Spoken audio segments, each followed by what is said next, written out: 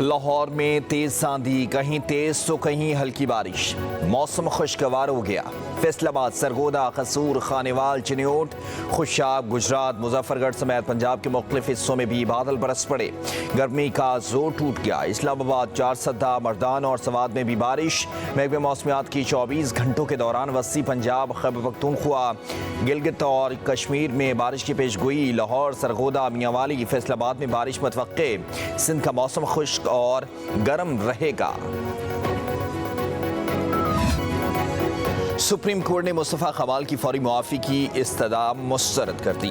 फैसल वावड़ा और मुस्तफ़ा कमाल की प्रेस कॉन्फ्रेंस दिखाने पर टीवी चैनल्स को नोटिस जारी कर दिए गए। सुप्रीम कोर्ट ने तमाम टीवी चैनल से 2 हफ्तों में जवाब तलब कर लिया। अदालती रिपोर्टिंग पर पाबंदी से मुतालिक पैमरा नोटिफिकेशन भी तलब। चीफ जस्टिस ने इस्तफसार किया कि फैसल वावड़ा मुआफ़ी मांग रहे हैं या नहीं।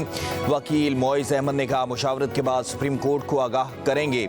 अदालत ने फैसल वावड़ा से दोबारा 1 हफ्ते में जवाब तलब कर लिया।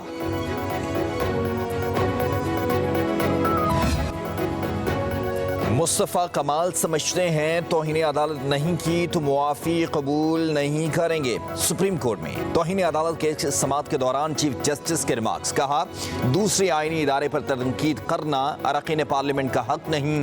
कौम को एक ऐसी पार्लियामेंट और अदलिया चाहिए जिसकी अवाम में इज्जत हो। मुआफ़ी की गुंजाइश इस्लाम में कत्ल पर भी है मगर एतराफ़ जुर्म लाजिम है।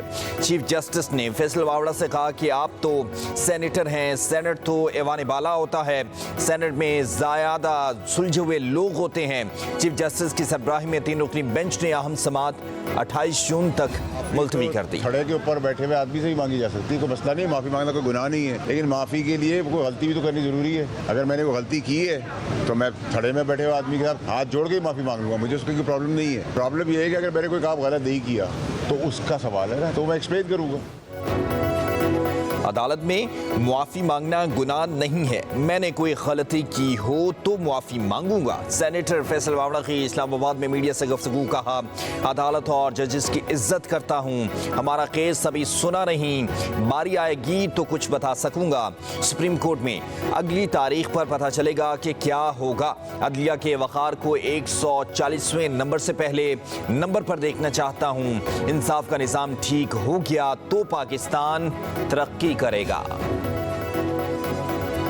सुप्रीम कोर्ट से गैर मशरूत मुआफ़ी मांगी है। एमक्यूएम रहनुमा मुस्तफ़ा कमाल की सुप्रीम कोर्ट के बाहर मीडिया से गुफ्तगू। कहा प्रेस कॉन्फ्रेंस में कोई तौहीन अदालत नहीं थी। अदालत में मौक़िफ़ पेश किया कि अगर कोई बात थी तो मुआफ़ी मांगते हैं। सूदी निज़ाम में खुशहाली नहीं आएगी। शरई अदालत के फैसले के खिलाफ 16 बेंचेस ने स्टे ले लिया है।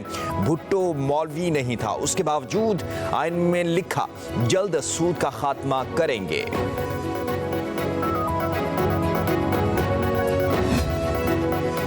नैब तरमीम का लदम करार देने के खिलाफ केस की कार्रवाई बराह रास्त नशर न करने के मामले पर सुप्रीम कोर्ट के जस्टिस अतर मिनल्ला का इख्तिलाफी नोट सामने आ गया।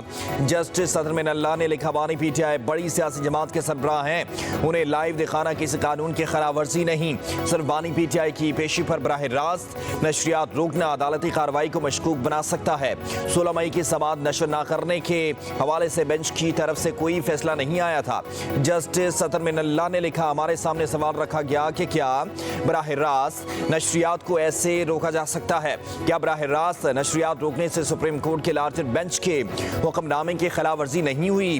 बानी पीटीआई ने साबिक army chief general Qamar Javed Bajwa को एक इंटरव्यू में सुपर किंग करार दिया था। नवाज शरीफ ने कहा पार्लियामेंट कोई और चला रहा था। कमर जावेद बाजवा ने इन बयानात की तस्दीक भी की। अपने इदारे की सियासत में मुदाखलत को तस्लीम किया। नैब को सियासी इंजीनियरिंग, मुखालिफिन को हिरासा करने और नीचा दिखाने के लिए इस्तेमाल भी किया गया। नाक़दीन और सियासी मुखालिफिन की गिरफ्तारियां और तजलील की गई। तकरीबन तमाम साबिक वज़ीर आज़म नैब का निशाना बने। बानी पीटीआई के एक्स हैंडल से शेख मुजीबुर रहमान के मुतालिक पोस्ट का केस। इस्लामाबाद हाई कोर्ट ने पीटीआई चेयरमैन बैरिस्टर गौहर और रऊफ हसन को बड़ा रिलीफ दे दिया। अदालत ने एफआईए को दोनों रहनुमाओं के खिलाफ तादीबी कार्रवाई से रोक दिया।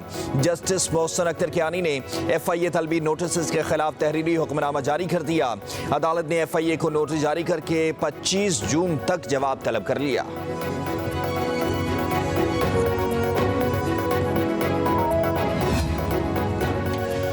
बानी पीटीआई की मुतनाज़ ट्वीट केस में तहरीक इंसाफ के नाक़दीन FIA ऑफिस पेश। बैरिस्टर गौहर और सेक्रेटरी इत्तलात रऊफ हसन FIA तहकीकाती टीम के सामने पेश हुए। 4 घंटे से ज़ायद तफ्तीश की गई। 21 सवालों पर मुश्तमिल सवालनामा भी दिया। दूसरी तरफ अपोजिशन लीडर उमर अयूब ने FIA से उमदुर रहमान कमीशन रिपोर्ट की नकल मांग ली। FIA के नोटिस के मामले को पार्लिमान में उठाने और अदालत के रूबरू चैलेंज करने का भी ऐलान। उमर अयूब ने FIA को नोटिस का जवाब तहरीरी तौर पर भिजवा दिया। वज़ीर आला खैबर पख्तूनख्वा अली यमीन गनापुर ने गवर्नर पर तनकीदी नश्तर चला दिए। कहा, गवर्नर की क्या हैसियत है, अपने गवर्नर हाउस में ही रहें वरना खाना और गाड़ियां बंद कर देंगे। पेशावर में BRT के इफ्तिताह पर गुफ्तगू करते हुए कहा, हम अपना हक मांग रहे हैं, ये सूबे के हक पर कटौती नहीं कर सकते और ऐसा करने भी नहीं देंगे। एहतजाज करना पड़ा तो करेंगे, हमारी तैयारी मुकम्मल है। दमादम मस कलंदर के लिए तैयार हो जाएं। विफाक से तो हुकूमत नहीं चल रही, बजट भी पेश नहीं कर पा रहे, मुल्क का दिवालिया निकाल दिया। पाकिस्तान में वसाइल की कमी नहीं, गैर मुल्की सरमायाकारों को सहूलियात की फराहमी यकीनी बनाएंगे। वज़ीर आज़म शहबाज शरीफ का शेंज़न में पाक चाइना बिजनेस फोरम की तकरीब से खिताब। कहा, हमारी सबसे बड़ी ताकत नौजवान अफरादी क़ुव्वत है। शेंज़न की तरक्की हमारे लिए मशले राह है। दुनिया को चीन की तरक्की से सीखना चाहिए। चीन ने तरक्की के लिए फरसूदा तरीक़ेकार को तर्क करके जदीद तरीक़े अपनाए। हमें भी माजी को पीछे छोड़ते हुए आगे बढ़ना चाहिए। अगर हम माजी में रहेंगे तो आगे नहीं बढ़ सकेंगे।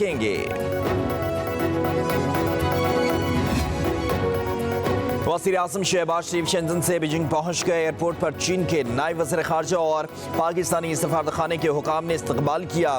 बीजिंग में क़याम के दौरान वज़ीर आज़म शहबाज शरीफ चीनी सदर, वज़ीर आज़म और chairman National People's Congress standing committee से मुलाकातें करेंगे। पाक चीन ताउन बढ़ाने के मुफाहमती यादाश्तों पर भी दस्तखत होंगे। वज़ीर आज़म की पाक चीन इक़्तिसादी राहदारी के मनसूबों में काम करने वाली कंपनियों के हुकाम से भी मुलाकातें होंगी।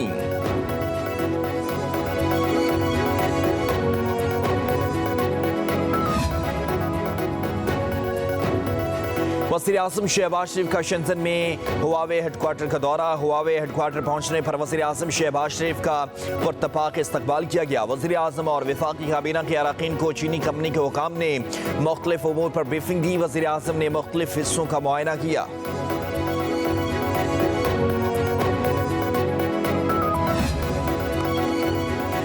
बानी पीटीआई के मुकदमात में क्या हो रहा है ये अवाम का मसला नहीं है। हमें किसी और के सियासी मामलात में मुदाखलत नहीं करनी चाहिए। अवाम नफरत की सियासत में दिलचस्पी नहीं रखते। करप्शन का बहाना बनाकर सियासतदानों की किरदार कुशी की जाती है। बिलावल भुट्टो सरदारी का पीपल्स पार्टी सिंध की पार्लिमानी पार्टी के इजलास से खिताब। कहा, रियासती पॉलिसी की वजह से जुराइम पेशा अफराद के हाथ जदीद हथियार आ गए और अमन व अमान का मसला पैदा हो गया। अब हमें ट्रांसफर पोस्टिंग सियासत खत्म करना होगी। हर जगह अच्छे ऑफिसर लगाएंगे ताकि कारकर्दगी बेहतर हो। हमें आवाम की आवाज़ बनना होगा। सोलर से बिजली बनाकर आवाम तक पहुंचाना चाहते हैं। हमें महदूद वसाइल से कैसे डिलीवर करें उस पर हमें मिलकर सोचना होगा।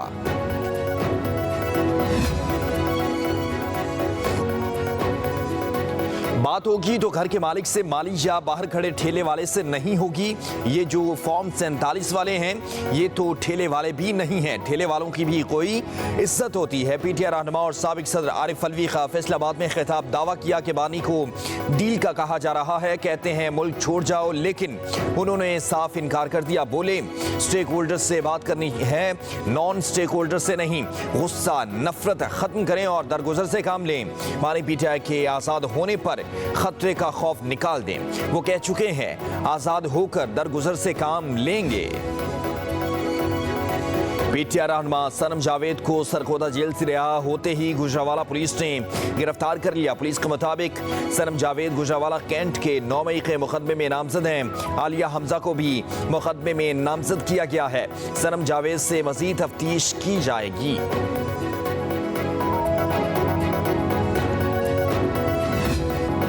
कराची की बाहिम्मत आयशा नास, जिसने अपनी माजूरी को कमजोरी नहीं बनने दिया। आयशा ने 2018 में पुलिस ज्वाइन की, मगर 2020 में ट्रैफिक हादसे में दोनों टांगों से मासूर हो गई।